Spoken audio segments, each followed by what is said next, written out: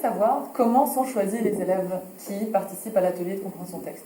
Donc les élèves passent un test de positionnement en début d'année. Alors on leur laisse quelques semaines d'adaptation dès leur entrée en 6e, environ 2 à 3 semaines, sur laquelle on fait une séquence d'accueil qui est fournie par le rôle.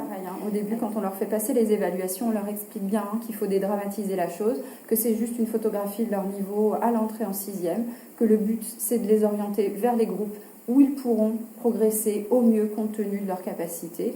Et à partir du moment où tout est dédramatisé, en fait, ça se passe bien. Même au niveau des tests, on sent plus cette pression d'avoir à bien faire à tout prix. On a juste des élèves qui essaient honnêtement de bien comprendre les choses et de répondre avec le plus d'honnêteté possible ensuite aux questions.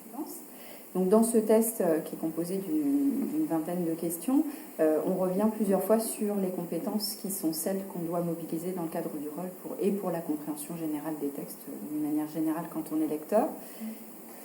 Et est-ce que, donc on a bien compris que le rôle en français ici, donc c'est 2 heures, 1 heure ACT, 1 heure remédiation, ça se fait dans la même semaine?